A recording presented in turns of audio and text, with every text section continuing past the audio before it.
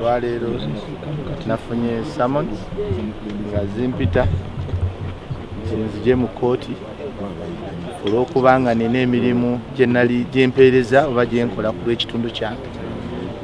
Ebyo bibadde bijja bibeerawo era mbadde njogera ku mabaluwa agatutiisatiisa agabadde galeetebwa. Kati mu kutiisatiisa bataddeko okuteekako ebisango naye okusingira ddala tumanyiwa gye biva. Naye kyenjagala okutegeeza bannayuganda bannakawempe okusinga ne bannayuganda tetugenda kubatiiririra. Tuli abasajja abakkiriza okuweereza abantu n'okubalwanirira era tujja balwanirira mpaka ku ssaawa esembayo.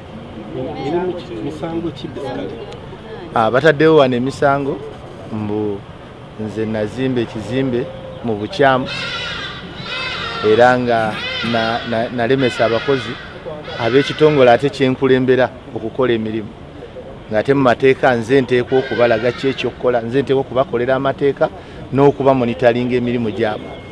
Kati tugenda mu field okumonitoringa abakozi biki bye bakola, banyigiriza abantu, bakuba abantu, bababonyaabonya, kati bafudde musango nti omumeeya tateekwa kugenda mu kitundu kyakulembera. Ekyo kikyamu. Amateeka tugamanyi bulungi. Meeya ateekwa okubeera mu kitundu kyonna kyakiikirira ekiseera kyonna. Luli tubadde n'amateeka gatugaana kuba nkuŋŋaana, kati ate tutandise okufuna amateeka gatugaana ate okutambula mu bitundu byaffe bye tukoleramu emirimu, bye tulina okukoleramu emirimu. Ekyo tukiwakanya era nze ne bameeya bange ne bakansalaze bange tukiwakanya, se kuwakanya yenna era tujja kukitwala mu kooti. Ekindiisa okusookera ddala kwe kulaga obutali bumativu eri ekitongole ekya KCCA ate kye tukoleramu. Ffe tuli bannabyabufuzi, bali bannaffe bo ba technical people. Ekyatuteesaawo ffe nga bannabyabufuzi era palamenti teyali nsiru kugamba nti nno ba technical bajja kukola ne bannabyabufuzi. Kwe kubalansinga embeera embi. Ffe nga ba politicians tuli social, tuliwo ku lw'abantu okulaba nga ate bano ba technical people tebakozesa mateeka ate kunyigiriza abantu baffe.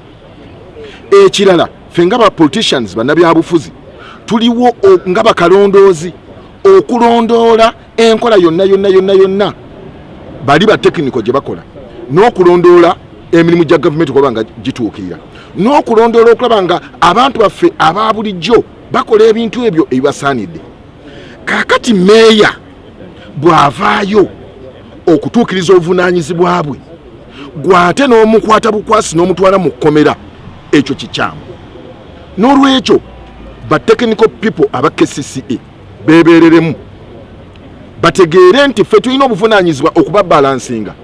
Ffe tusobola okubivaamu ne tubireka ne tubalekera abantu ne babagajambula. Ebiseera ebisinga bw'olaba nga KCCA bagigajambudde kiba kitegeeza nti omuntu wa bulijjo si mumativu ku ngeri gye yakwatiddwamu. Kakati ffe tubalansinga bw'olaba nga baamagezi bamekinga sure nti baba bakolagane naffe bameeya. Ate si bameeya ffeka. Gavumenti yateekawo obukulembeze obw'emitendera mingi okuviira ddala ku LC1 waliyo abakulembeze, ku LC2 waliyo abakulembeze, bakansalazi gye bali, ffe bameeya gye tuli. Technical person bw'abanga wakola omulimu amakinga sure nti akolagana naffe. Naye bwe mageza okwagala okuteekawo olutalo ekitongole bajja kyonoona kubanga tujja baleka tugambe LC1 mu kiveemu anti beemalirira, LC1 mu kite, LC2 mu kite, bakansalazi mu kite, bameeya muveeyo. Kakati mmwe mugende. Ekyo kye baagala tukole naye ekyo si kye twagala. Twagala bakitegeere nti tebasobola kukola mirimu okujjako nga meeya wali, bakansalazi bakola, ba LCs bakwataganye bonna. Bino bye bakola bino ebyokutiisatiisa abantu lino eggwanga si lyabwe. N'olwekyo ekindeese kyekyo kweyimirira meeya munnange ng'ate ndi mumativu nti abadde akola mirimu gye era nenya nesse kunenya ebintu ebyo ba technical person bakoze eno enforcement gye bakola okuba nti baagala okutulugunya abantu lwakuba tuzze. Nze siri wa NRM naye mpulira entakira buli kaseera nga President Museveni agamba abantu mbaleke temutulugunya bantu. Wano Jennifer Musisi yali wano ng'atulugunya abantu.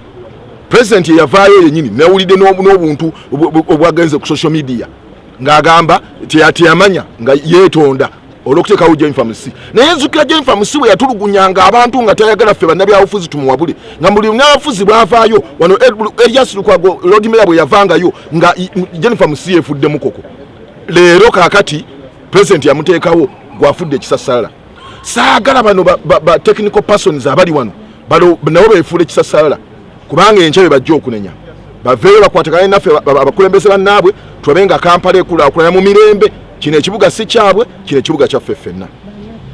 Nze Julius Mutebi Nsubuga nga nvudde Kiramu municipality era nga nze meya waayo nange nga nzize okweyimirira munnange kubanga omulirwano gwokya bbiri ate n'ekikwata ku meya omu ffenna kitukwatako.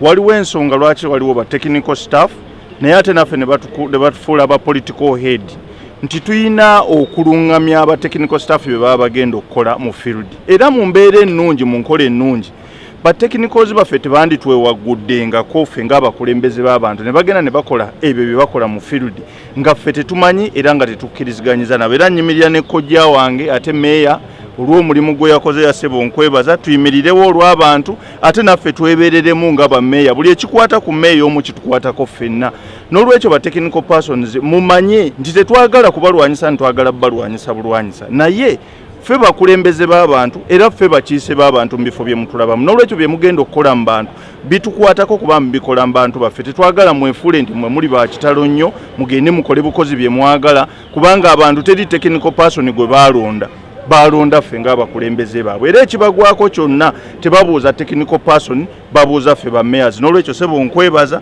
ate era neebaza n'abantu bonna b'oyimiridde nabo n'abo abakuvunaanibwa nabo naffe tujja kuyimirira nammwe mu mbeera yonna nti tuyinawo akakuku kati wakati wa technocrats ne ba mayors oba abakulembeze ba politicians kinewunyisa nnyo okubeera nga tuli mu kitongole kyekimu nojja nokwata meeya mu ngeri embi ennyo tuzze tulaba musajja wa Katonda ono bamukululako ne mu luguudo olunaku lumu ekitiibwa kya meeya ne kifa ekitiibwa kya institution ne kifa awo nno njagala okutwala okulabula ba technocrats bonna abagufudde omugano okulaba nti batyoboola ekitiibwa kya meeya kinewunyisiza okuba tuli mu institution y'emu naye meeya n'aleetebwa mu kooti olw'okuba nti avuddeyo okulwanirira abantu aba bulijjo nandisabye executive director n'olukiiko lwe tutuule wamu tulabe nga tuteesa okugyawo obukuku buno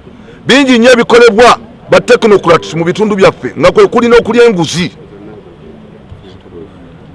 kwe kuli okulya enguzi twagala enguzi egoberwe ddala mu bitundu byaffe osanga bano abatembeeyi waliwo police statement yajja directive negamba nti twakyali mu kutembeeyi yenna okujjako abali mu kibuga bagenda okukwatibwa naye abatembeeyi baffe babakwate mu yalo gye bali watali na butale ate bonna ne babajjako ssente abamu babakuuma paka nga tumaze okuva mu bitundu byaffe ne balyoka babajjako ebintu byabwe ne ssente abantu bali mu kukaaba maziga njagala okuwooninga oba wa technocrat abatandise okugufuula omugano okulaba nti banyagulula abantu baffe ate tuvaayo okulwanira ku bantu baffe ate ne balyoka batuleetako ekifuba ekyamaanyi kyannaku nnyo nti kikoleddwa mu nkola yeetu njagala okuyozaayoza muganda wange ono baali baagala kukusuza baali baagala kutwala ku Friday bakusuzeeyo naye Katonda akusaasidde ate kambaweeyo nakano omanyi ba technocrats bano bagala ne balowooza nti bo bali perfect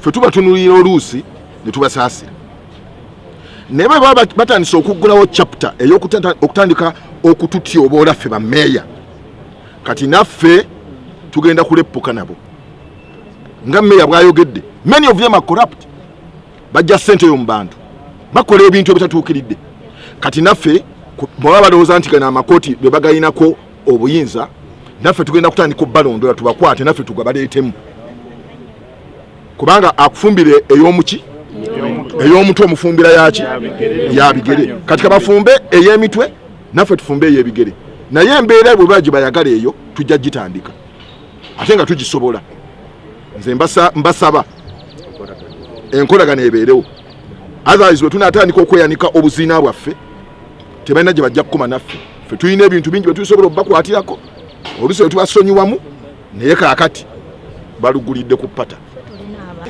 Well, His Worship Emmanuel Serunjoji, popularly known as Owedembe, the mayor of Kawempe Division, was given criminal summons to appear before City Hall Court today at 9 a.m.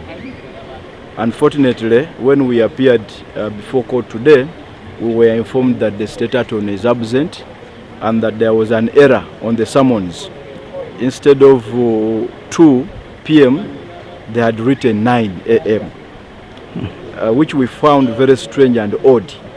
So in the circumstances, we applied to have the matter adjourned to the 3rd of July 2019 at 2 p.m. The mayor and 2 others are being charged with carrying out illegal developments and also conducting themselves in a disorderly manner. So those are the 2 charges leveled against the mayor and the other 2 accused persons. He is a law-abiding person. We will take the initiative to bring him to court on the 3rd of July. Not to bring him, but he will bring himself, because when he received these summons, he willingly brought himself to court. So even on the date the matter has been adjourned to, he will take initiative to come to court so that the charges are read to him. He takes plea